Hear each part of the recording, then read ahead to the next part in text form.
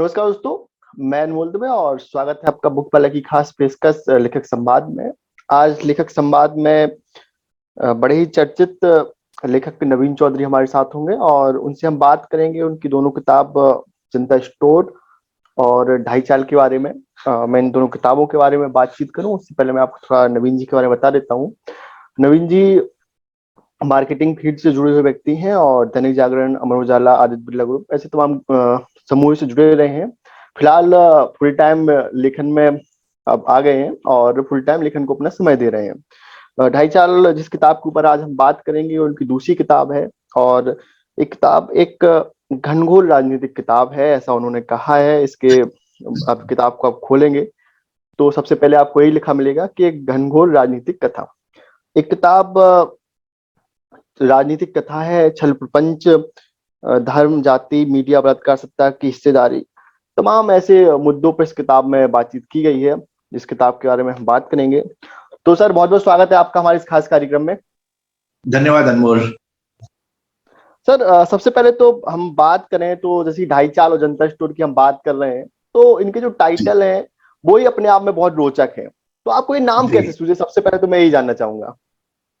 देखिए, कोई भी किताब अगर उठाएगा तो सबसे पहले जो है किताब का नाम और कवर बड़ा मायने रखता है। उसके बाद उठा के देखते हैं और तय करते हैं खरीदना है कि नहीं खरीदना है।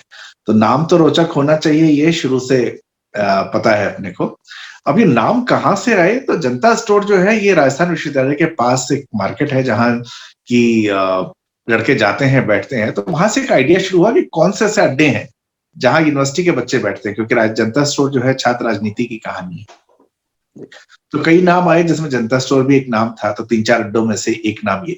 तो जनता स्टोर के साथ हमें दो चीजें बड़ी इंटरेस्टिंग लगी। एक तो जनता स्टोर ऐसा नाम है जो कि सब शहरों में मिल जाता है। सभी शहर में कोई न कोई एक जनता स्टोर होता है, चाहे छोटी दुकान हो बड़ी दुकान हो। तो वो एक कनेक्ट जो है सबका इस नाम के साथ होता है। दूसरा, जनता स्टोर का जो बड़ा इंटरेस्टिंग सा फैक्ट है कि राजस्थान जयपुर में जनता स्टोर मार्केट में जनता स्टोर नाम की एक्चुअली कोई दुकान ही नहीं है। तो वो अपने आप में जनतंत्र में जैसे आदि जन गायब है तंत्र बचा हुआ है, तो वो एक थॉट था कि इसके साथ हम जनता स्टोर नाम को रखेंगे। तो दोनों चीजों को लेते हुए इसका आइडिया बना।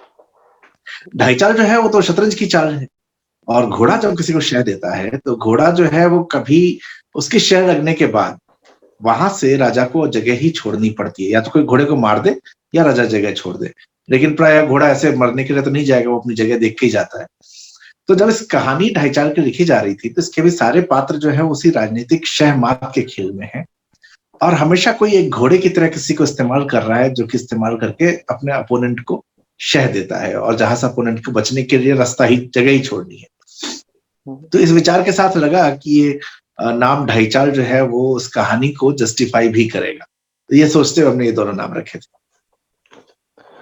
अच्छा सर, अधिकतर देखा है जब कोई भी पाठक अपने लेखक से मिलता है तो उसका सबसे पहला एक दिमाग में क्वेश्चन होता है, और मेरे भी दिमाग में अक्सर ये क्वेश्चन रहता है कि जब मैं अपने पसंदीदा लेखक से बात कर रहा होता हूँ या मिलता हूँ उससे, तो मेरे जो पसंदीदा लेखक है या कोई भी किसी पाठक का पसंदीदा लेखक है तो उसके लेखक बनने के पीछे की कहानी क्या है। जैसे कि हम आपका देखें तो आपके पीछे का जो बैकग्राउंड है वो लेखन से जुड़ा बैकग्राउंड नहीं है, लेकिन आप लेखक बने और दो किताबें पाठकों के बीच में है जो पाठकों ने बहुत पसंद की। तो आपके लेखक बनने के पीछे की कहानी क्या है?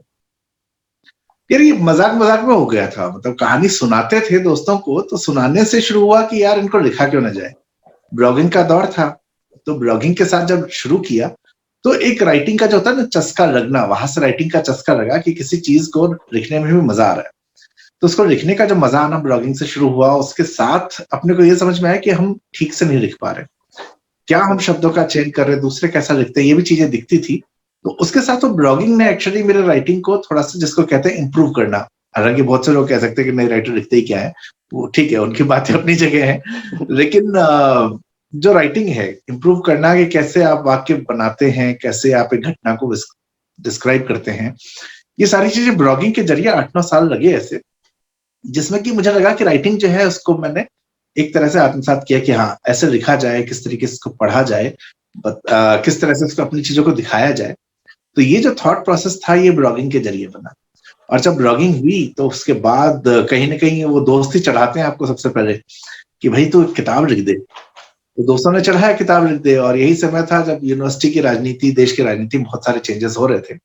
और वहां मुझे लगा कि छात्र राजनीति जो है एक महत्वपूर्ण हिस्सा है जिसके ऊपर बहुत देश में चर्चा हो रही है। और मैं चूंकि खुद छात्र राजनीति से जुड़ा हुआ था, तो मुझे लगा कि इस कहानी को सबसे पहले लेके आना चाहिए। और छात्र राजनीति के ऊपर कहानी जो है अभी तक जो आई है, उन कहानियों में छात्र राजनीति प्राय मिसिंग हो जाती है, प्रेम कहानियां रह जाती हैं, या वो कुछ और दिशा को दिखाता है। तो मुझे था कि छात्र संगठनों की राजनीति भी दिखाई जाए, और साथ ही साथ जो है दांव पेच जो होते हैं राजनीति के, वो दिखाए जाए।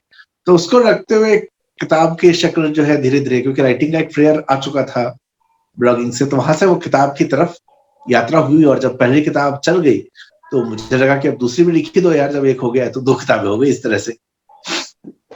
अच्छा, पाठकों की राय देखे या मैंने देखा है फेसबुक पे जो जितने पाठक समीक्षा लिखते हैं या बताते हैं, तो अधिकतर पाठकों को इसका जो ढाई चाल और जनता स्टोर का नायक है मयूर, वो कहीं ना हाँ कहीं नवीन चौधरी जैसा लगता है।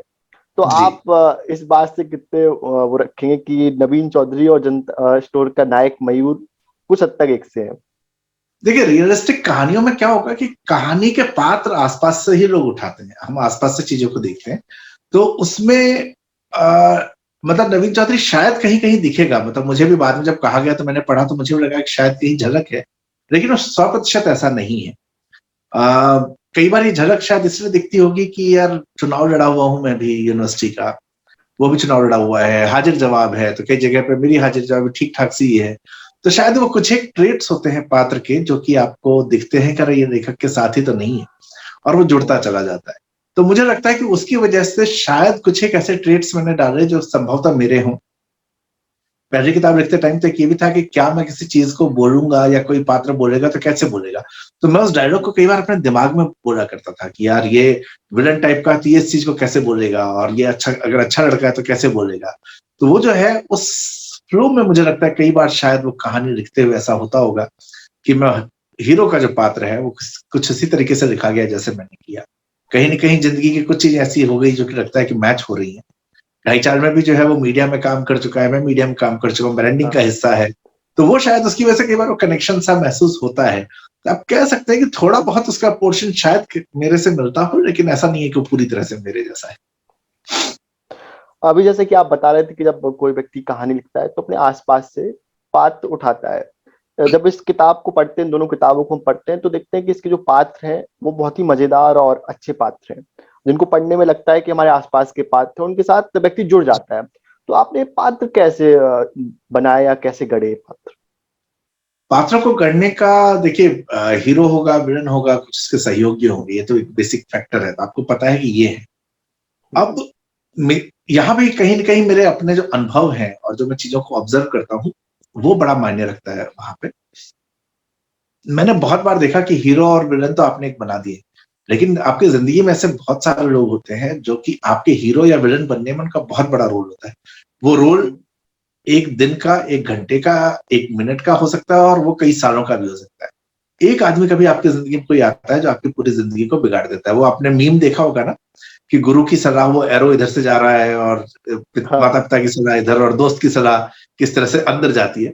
तो वैसा आपकी जिंदगी में कोई कोई एक ऐसा आदमी आता है जो कि आपको पॉजिटिव या नेगेटिव की साइड ले जाएगा, या वो किसी भी घटनाक्रम को बदल सकता है पूरी तरीके से।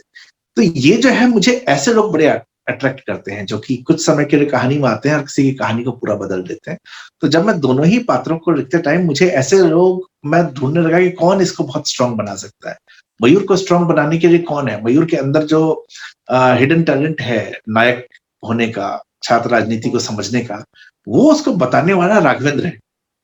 तो राघवेंद्र भले ही विलन था, लेकिन वो राघवेंद्र उसको निकाल के लाता है। लेकिन मयूर को राघवेंद्र की असलियत पता होने के बाद भी एक आदमी उसको सपोर्ट करने के लिए चाहिए, जो उसके सही गलत को सपोर्ट करता है, लेकिन कोई कोई अंदर जलता भी है। तो दुष्यंत और अरुण जैसे कैरेक्टर वहां पर आते हैं। ऐसी ही चीज मयूर के साथ ढाई चाल में होती है। जब वहां पे आता है तो वहां पे उसका जो बॉस है, उसका बॉस राहुल बंसल, उसकी योग्यता को जानता है, और ये भी जानता है कि इसको दबाया नहीं जाएगा तो दबेगा नहीं।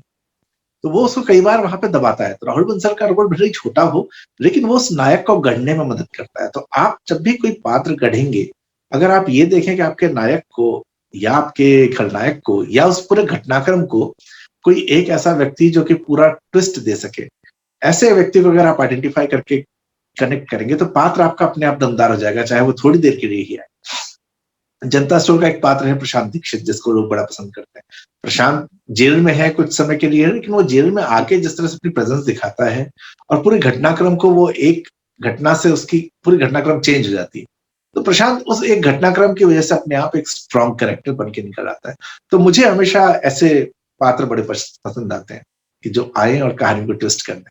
तो इसी कारण मैं पात्र ऐसे ढूंढता हूँ, आसपास की दुनिया में लोग ऐसे देखता हूँ जिन्होंने किसी को बनाने में कुछ खास काम मदद किया हो, खुद चाहे पर्दे पे आए हो या पर्दे के पीछे रह गए। अच्छा, जैसे कि आपका बैकग्राउंड मार्केटिंग वाला रहा है, या फिर हम किताबों की बात करें कि जब जनता स्टोर आपकी पहली किताब आई थी, तो आते ही साथ पाठकों को तो पसंद आई थी, लेकिन पूरे जो हिंदी मार्केट है या हिंदी पुस्तकों का मार्केट है उसमें छा गई थी। तो अक्सर जो जी। नए लेखक है या जो नए लोग हैं या जो नए लिख रहे हैं या जिनकी पहली किताब आई है, तो वो लोग आपसे जानना चाहते हैं कि अपनी किताब की मार्केटिंग कैसे करें, क्योंकि हर व्यक्ति को ये लगता है कि नवीन चौधरी इतने अच्छे तरीके से मार्केटिंग करते हैं वो कोई नहीं कर सकता है। तो नए लेखकों के लिए कुछ आपकी तरफ से ऐसे टिप्स, तो कैसे मार्केटिंग करें? मैं पता है मेरे साथ ये जो आपने कहा ना, जैसे मयूर का कैरेक्टर नवीन से मिलता जुलता लगता है, तो ये आपने कैसे जोड़ा? आपने से मेरा मतलब सभी पाठकों ने, हाँ। क्योंकि उन्होंने देखा कि क्या कुछ चीजें कॉमन है दोनों के बीच में। तो यही चीज जो है किताबों की मार्केटिंग के बारे में बड़ी ईमानदारी से मैं अगर आपको बताने लगूं कि मार्केटिंग क्या होती है, मैं आपको बाकी लेखकों की प्रोफाइल देखने को समझ में हूं, देखने को कहूं, तो आपको समझ में आएगा नवीन चौधरी मार्केटिंग करते ही नहीं है अपनी किताबों की। और ये बात समझनी बहुत जरूरी है। आप शायद ये मानते हैं कि किताब अच्छी चल गई, अच्छा ये मार्केटिंग वाले हैं, तो आपको लगा कि अच्छा इन्होंने किया हो। दूसरा, आप ये देख रहे हैं कि हाँ मैं अपनी प्रोफाइल पे पोस्ट लगा रहा हूं ना, अपनी प्रोफाइल पे तो हर आदमी पोस्ट लगा रहा है अपनी किताब की, ठीक है, तो उसको आप मार्केटिंग नहीं समझ सकते। तो मार्केटिंग तो बहुत सारी और चीजें हैं। अगर आप नोटिस करें तो मैं एक बहुत खास पैटर्न पे काम करता हूं, और वो पैटर्न जो है मार्केटिंग का एक हिस्सा हो सकता है, मार्केटिंग नहीं है। पहले 8-9 साल मैंने तैयारी की थी ब्लॉगिंग के जरिए राइटिंग की और एक ऑडियंस को क्रिएट करने।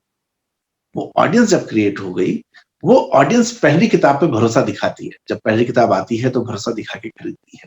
तो अगर आप राइटर हैं, हड़बड़ी क्या है कि अभी सोशल मीडिया का युग है ना, दिखावे का युग है, तो हड़बड़ी बहुत जल्दी होती है कि यार ऐसा हो जाए, काश हम भी तुरंत वहां जाके बैठ जाएं।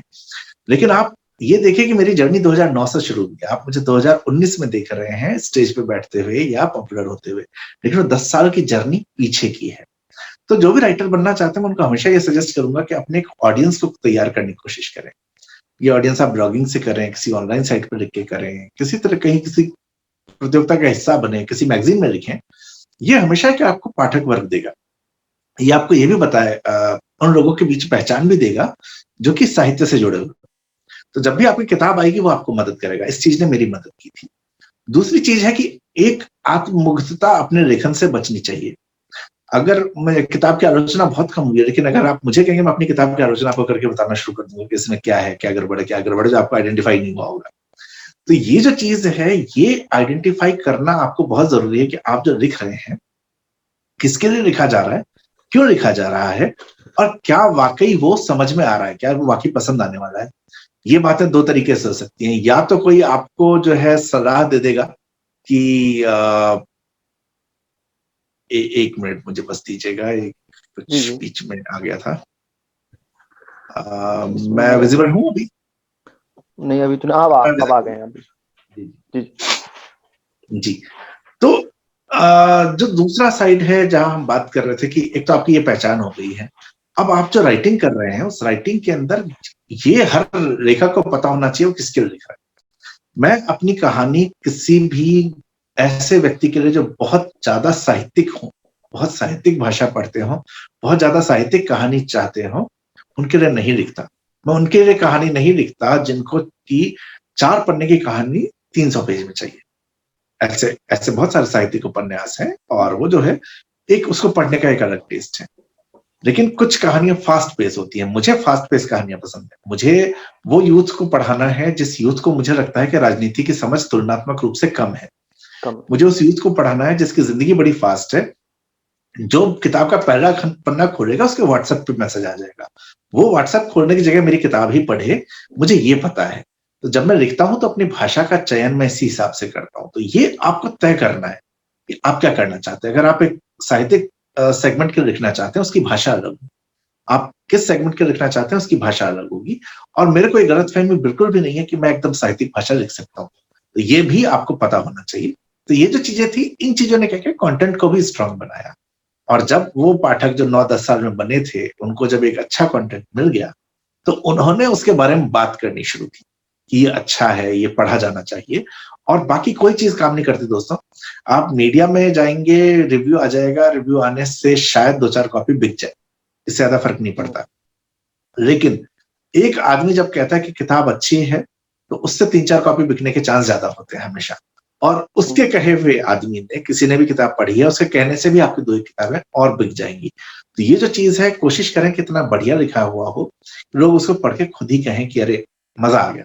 तो ये जो चीज है, ये प्रैक्टिकली मायने रखती है। बाकी सारी चीजें वही बेसिक है। आप मीडिया में चले जाएं, आप इन्फ्लुएंसर के पास चले जाएं, आप सोशल मीडिया पे पोस्ट डाल रहे हैं, ये सब कर रहे हैं, ये आप भी कर, कोई इसमें इश्यू नहीं।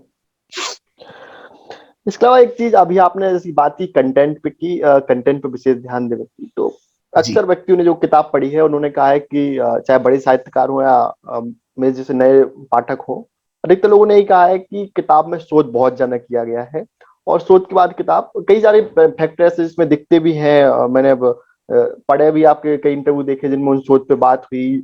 या एक बंदूक वाला है कि आपने बताया था, ललन टॉप वाला, मैं इंटरव्यू देख रहा था कि आपने किस तरीके से पुलिस वालों से बात करके किस तरीके से शोध किया था।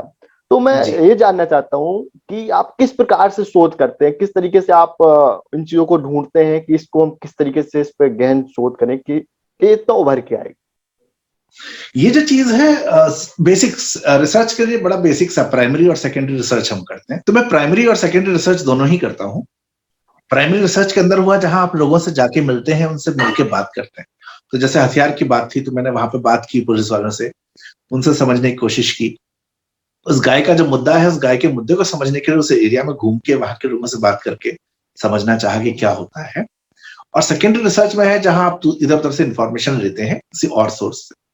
तो उसके अंदर न्यूज़पेपर कटिंग्स हो गई, जर्नल्स हो गए। अलवर मूवमेंट जो 1923 में हुआ था, उस अलवर मूवमेंट और तबलीगी जमात का एक कनेक्शन है। वो कनेक्शन जो है निकलता, तबलीगी जमात 1926 में बनती है, अलवर मूवमेंट 1923 में शुरू होता है, राष्ट्रीय स्वयंसेवक संघ 1925 में बनता है। तो ये जो चीजें हैं, ये सारी चीजें आपको बहुत अलग दिखेंगी, लेकिन इन सबका कहीं ना कहीं एक प्रभाव लोगों के विचारधारा पे, लोगों के सोचने पे पड़ा। और वो एक दिन में नहीं होता, उसका असर कई सालों में दिखता है। तो जब मैं इन चीजों को आइडेंटिफाई करने लगा, ये तुक्के में, तबलीगी वाला तो मुझे तुक्के में मिला था। खैर उसके बाद ये कांड हो गया मरकज वाला, तो उसके बाद तो खैर बहुत ही पॉपुलर हो गया वो। लेकिन उससे मुझे वो पता लगा कि यार ये एक और कुछ एंगल है कहानी का। वहां से आइडेंटिफाई करते करते मुझे समझ में आने लगा कि मेवात के लोगों की सोच क्या है। मेवात के जो मेव मुसलमान है, वो चीजों को देखते कैसे हैं, सोचते कैसे हैं, और उनके ऐसा देखने, सोचने या करने के पीछे कारण क्या है। तो उसका एक ऐतिहासिक कारण है, जहां से उनकी मानसिकता बदलती गई समय के साथ। एक समय में हिंदू थे, मुसलमान बने, मुसलमान बनने के बाद हिंदू रहे, फिर भी कई सारे कर्म कांड उनके हिंदुओं जैसे थे, बाद में परिवर्तन हुआ। अब ये चीज जो है कहानी में इसका हिस्सा नहीं है, क्योंकि कहानी तो मेरी 2016 की है। लेकिन जब आप इस तरह की रिसर्च करते हैं, तो आपको अपने उस कैरेक्टर को बनाने में बड़ी आसानी हो जाती है, उस जगह के माहौल को क्रिएट करने में आसानी हो जाती है कि वहां हिंदू, जैसे ढाईचाल में यादव, मुसलमान, गुजर, यूपी में आप देखेंगे तो यादव मुसलमान माइक समीकरण होता है। वहां ऐसा नहीं है, वहां यादव जो है मुसलमानों के साथ नहीं है, वहां गुजर मुसलमानों का कनेक्शन बन रहा है। अब गुजर मुसलमानों का कनेक्शन बनता है, यादवों का नहीं बनता, जो कि देश के बाकी हिस्सों से अलग है। तो उसके पीछे जो हिस्टोरिकल कारण है, वो हिस्टोरिकल कारण आपको मदद करता है ये बताने में कि ये कैसा है। तो मेरा पात्र जब मैं क्रिएट करता हूं, तो मैं ये जानता हूं कि इसको गुजर के साथ बिठाना है, इसको यादव के साथ नहीं बिठाना है। ये चीजें हो गई। प्लस आप जब कोई भी चीज ऐसी बताते हैं, बंदूकों की बात हुई, आप उसमें कुछ भी लिख सकते हैं। बहुत से पाठकों को नहीं पता बंदूक कैसी होती है, क्या है, बहुत ने देखा भी नहीं होगा छू के उसको कभी। तो वो आप कुछ भी लिख दीजिए, चले जाएंगे, पढ़ लेंगे, ठीक है, किताब है, कहानी है, मजा है। लेकिन जब आप शोध करके उस एक पिस्टल का नाम सही लिखते हैं, उस एक पिस्टल की यूजर सही लिख देते हैं, तो किसी भी दिन अखबार में जब वो खबर पढ़ता है, तो वो तुरंत याद करता है कि अरे यार, उनकी किताब में भी ये पढ़ा था। तो उसका भरोसा जो है लेखक के ऊपर और ज्यादा बनता है कि लेखक ने जो मुझे सूचना दी थी वो सही सूचना थी। और वहां से जो है राइटर का, पाठक का कनेक्शन बनना बहुत शुरू हो जाता है। तो ये जो चीज है सिर्फ कहानी को बेहतरीन बनाने के लिए नहीं है, ये इसलिए भी है कि इससे कहानी जो बनेगी वो पाठकों में बहुत ज्यादा भरोसा पैदा करेगी आपके बारे में। तो वो जो भरोसा बनेगा वो भी इस रिसर्च से बनेगा। अच्छा, एक चीज और जैसे कि हम लोग बात कर रहे थे भी कि आप अब फुल टाइम लेखन में आ गए हैं और फुल टाइम लेखन के लिए अपना समय देंगे। एक जी नया ट्रेंड सा मैंने देखा है अभी कि जो नए लेखक आ रहे हैं या जो नए लोग हैं वो उनमें एक नई सी चीज चल रही है कि अपने पैशन को फॉलो करो, काम धंधा छोड़ो और लेखन के लिए फुल टाइम लेखन में अपना समय दो। इस बात से आप कितना सहमत हैं कि फुल मतलब अपने पैशन को फॉलो करने के लिए व्यक्ति को फुल टाइम लेखन में आ जाना चाहिए, और फुल टाइम लेखन कितना सही चॉइस है व्यक्ति के लिए? ये बहुत ट्रिकी चीज है और मैं ये सजेस्ट तभी करूंगा, देखिए बहुत प्रैक्टिकल, इसको ना सुनने में बहुत अच्छा लगता है कि आपका पैशन है और हाँ। पैशन फॉलो कीजिए। इस दुनिया में सारे पैशन के जरिए आप पैसे नहीं कमा सकते। कला की दुनिया जो है, कला की दुनिया के अंदर हमेशा, जिसमें आप किसी लेखन है, गायन है, नृत्य है, वाद्य यंत्र है, कुछ भी, इन चीजों को जब आप जो देखना शुरू करेंगे, इस दुनिया के अंदर पहचान पैसा दोनों बहुत है, लेकिन वहां तक पहुंचने के लिए स्ट्रगल भी बहुत ज्यादा है। तो आपको इस चीज के लिए हमेशा तैयार रहना होगा कि ये स्ट्रगल बहुत बड़ा होने वाला है। तो क्या आप स्ट्रगल के लिए तैयार हैं? क्या आप भूखे रहने को तैयार बैठे हैं? ये प्रैक्टिकली आपको सोचना पड़ेगा। सुनने में अच्छा लगेगा, आपने कर दिया, नहीं चला तो, अभी चल रही है, मेरी दोनों किताबें चल गई, तीसरी ना चली तो मैं क्या करूंगा? ठीक है, तो ये जो चीज है इसको समझना बहुत आवश्यक है। तो आपके पास पैशन फॉलो करने के लिए पहले मैं हमेशा कहता हूं प्रैक्टिकली सोचो कि क्या आपके पास आर्थिक सिक्योरिटी है, क्या आप अपने पैशन को फॉलो करने के लिए 3 साल 4 साल ऐसा कर सकते हैं कि आपको आपकी जो बेसिक चीजें उसकी दिक्कत ना आए, आपको खाने पीने की दिक्कत ना आए, आपके खर्चों में कोई दिक्कत ना आए। क्या आपके पास ऐसी आर्थिक स्थिति है? नहीं है तो उसको तैयार कीजिए पहले, अपने पैशन को साथ साथ। 2009 से मैं नौकरी कर ही रहा हूँ ना, नौकरी करते हुए मैं ब्लॉगिंग कर रहा हूँ, नौकरी करते हुए पहली किताब लिखी गई है, ठीक है। तो ये जो चीज है ये बहुत महत्वपूर्ण है कि वो जो है आप अपने पैशन को साथ साथ फॉलो करते हैं ना, उसको छोड़े नहीं, लेकिन आर्थिक सिक्योरिटी करते जाए।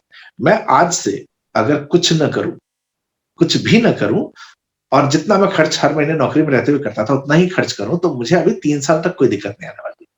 तो मैं इतना सिक्योरिटी लेके चल रहा हूं कि हाँ, इतने में तो आप हो जाएंगे, नहीं होंगे तो आप वापस अपने रास्ते जा सकते हैं। तो ये बड़ा प्रैक्टिकल एस्पेक्ट लोगों को देख के चलना चाहिए कि ये चीज है और इसको ऐसे करना होगा।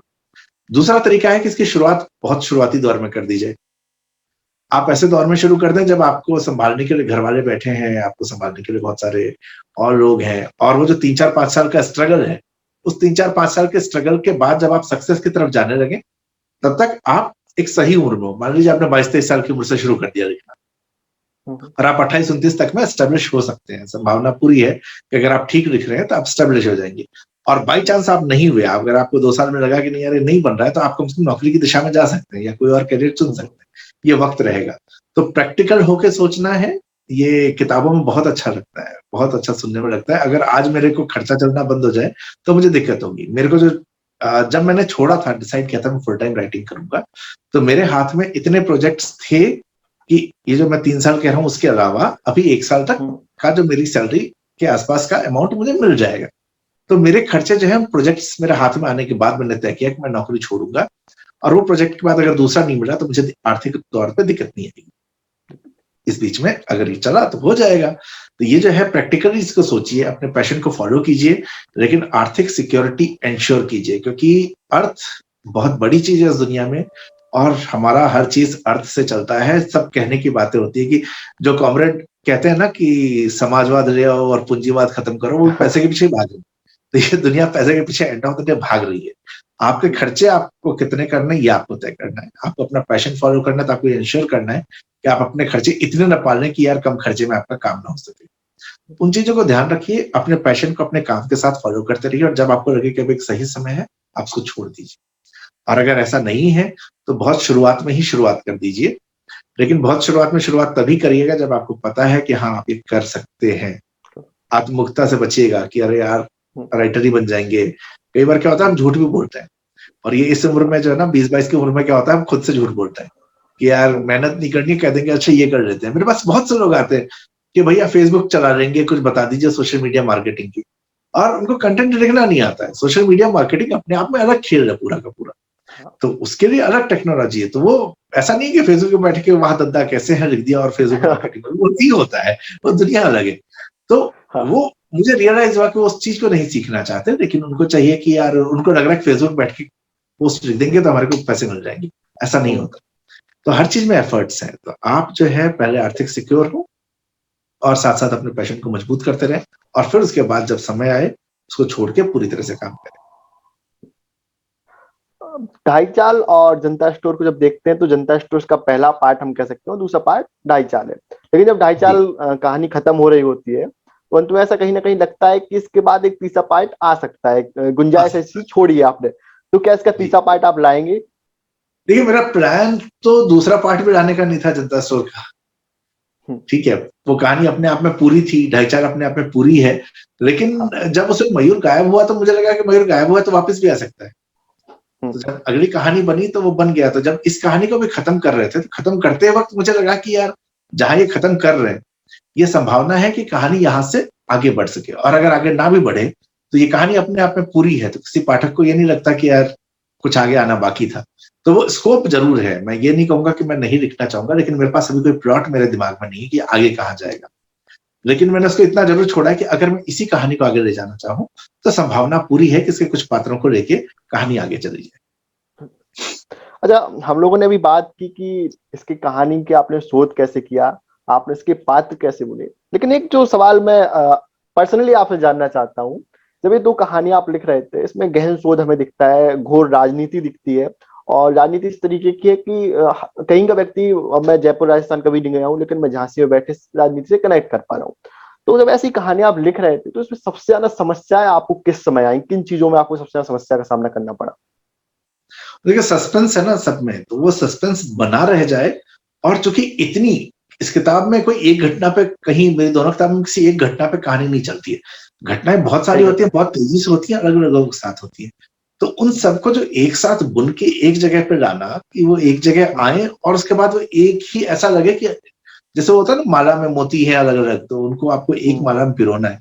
तो उन सब चीजों को एक साथ लेके आना और उनका कनेक्शन आपस में बना रहे, ये चीज एक्चुअली में बहुत समय लेती है। ढाई चाल का तो अंत जो है वो बनाने के लिए मुझे मतलब 5-6 ऑप्शन लिखे मैंने उसके, और उन 5-6 ऑप्शन से फिर एक ऑप्शन को चूज किया गया। वो जो चीज थी वो अपने आप में एक बड़ी वो कठिन थी। दूसरी चीज है कि ज्यादातर कहानियां उत्तर प्रदेश बिहार पृष्ठभूमि से आ जाती। हम्म, तो क्या आप ऐसी कहानी लिख रहे हैं जिसमें राजस्थान की पृष्ठभूमि तो आएगी, लेकिन साथ साथ जो है उससे कनेक्शन उत्तर प्रदेश बिहार के लोगों का हो सके। तो आपको ऐसी चीजों को आइडेंटिफाई करना जो उस जगह की विशेषता तो बताए, और साथ साथ ऐसी कुछ समानताएं भी रखें जो कि पाठकों का जुड़ाव उससे हो सके। उनको ये ना लगे कि पता नहीं कौन सी दुनिया की बात हो रही है, तो उनको वो अपनी दुनिया भी लगे, साथ ही साथ एक नई दुनिया जैसे लगे। तो ये बेसिकली मैं इसको ना लिटरेचर टूरिज्म कह सकता हूँ, कि मैं चाहता हूँ कि वो यार यूपी वाले आदमी को ये दिखे कि हमारे यहाँ तो मंदिर होते हैं, लेकिन ये देखो राजस्थान में ऐसे मंदिर होते हैं। अरे राजस्थान के मंदिर में ऐसा भी होता है क्या? तो उसको मंदिर पहचान में है, लेकिन वास्तुकला डिफरेंट है। तो बस वही चीज इसके अंदर जो है वो एक कोशिश रहती है कुछ इस तरीके से लिखा जाए, इसका कनेक्शन सबके साथ बैठ जाए। अच्छा, कुछ कहानियां ऐसी होती हैं कि जब उन्हें हम पढ़ते हैं तो आपको सामने वो चलती सी महसूस होती है, कि आप ऐसा लगता है फील करते हो ना कि वो हमारे सामने चल रही है, आप फिल्म की तरह चल रही है। जब ढाई चाल और जनता स्टोर को हम पढ़ते हैं तो ऐसा ही लगता है कि कहीं ना कहीं हमारे सामने चल रही है। तो क्या इसका पर्दे पर भी एक किताब आने वाली है? जनता स्टोर का तो राइट्स चला गया है, जनता स्टोर पे स्क्रिप्ट पे भी काम चल रहा है अभी। और जहां तक मुझे पता है ये लोग शायद सितंबर अक्टूबर से शूटिंग शुरू करेंगे। तब तक इनका प्रोग्राम है कि स्क्रिप्ट का काम हो जाए। तो मैं समझता हूँ 2023 में आ जानी चाहिए, शुरुआत में मार्च के आसपास में। और ढाई चाल का भी मांग आनी शुरू हो गई है, मैंने अभी तक दिया नहीं है किसी को, क्योंकि ये भी आप सीखते हैं समय के साथ। मुझे पहले राइट्स देने के बाद समझ में आया कि क्या क्या और हो सकता था, कितना पैसा और मांग सकते थे, या किस तरह से इस चीज को पिच की जा सकती है। तो ये चीज समझ में और आई है, तो मैं इस बार हड़बड़ी में नहीं हूँ, कि आराम से ठीक कर देंगे, इसको देख लेंगे, ये भी हो जाएगा। अच्छा, एक अंतिम सवाल, क्योंकि समय भी खत्म हो रहा है, सवाल नहीं निवेदन रहेगा। जो हमारे दर्शक और आपके पाठक इस कार्यक्रम को देख रहे हैं और जो नए लेखक इस कार्यक्रम के माध्यम से आपसे जुड़ रहे हैं, उनके लिए कुछ संदेश आपकी तरफ से? ये जरूरी है कि आप पढ़िए, बहुत जितना हो सके पढ़िए, और साथ साथ दुनिया बहुत घूमिए। अगर आप लिखना चाहते हैं तो आप दुनिया बहुत घूमिए, क्योंकि वो जो है आपको जो अनुभव देगा ना, पढ़ना, मुझे हमेशा लगता है कि पढ़ना जो है वो आपको एक तरीका बताता है कि किसी चीज को कैसे प्रेजेंट कर सकते हैं। लेकिन जब आप दुनिया देखते हैं, वो दुनिया आपको कहानियां देती है, वो दुनिया आपको कहानी बताती है, वो दुनिया आपको नए पात्र बना के देती है। और पाठक जो है उनके लिए मैं कहूँगा पढ़िए और पढ़ाइए, क्योंकि जब पढ़ने से जो जिस तरह से दिमाग विकसित होता है, जिस तरह से अपनी नई दुनिया से रूबरू होते हैं, वो किसी और माध्यम से नहीं हो सकता। तो इसके लिए, क्योंकि फिल्म मीडियम भी जो है, बहुत से लोग फिल्मों में एंटरटेनमेंट ढूंढते हैं, वो ठीक भी है, मैं भी करता हूँ, लेकिन फिल्मों की एक अपनी समस्या होती है, उसको दृश्य श्रव्य के साथ उनको बहुत सारी चीजों को ऐसे घुमाना होता है कि आपका एंटरटेनमेंट हो और आप बंधे रहें। किताब में ये फुर्सत होती है लेखक के पास कि वो जो है आपको एक नई दुनिया से अपनी तरीके से रूबरू करा सके, वास्तविकता से रूबरू करा सके, और आप पढ़ते टाइम जो है आपकी अपेक्षा फिल्म जैसी उसमें होती भी नहीं है। तो आप एक नई दुनिया को देखेंगे तो खूब पढ़ें और लोगों को पढ़ने के लिए प्रोत्साहित करें, तभी ये दुनिया और बेहतर हो पाएगी।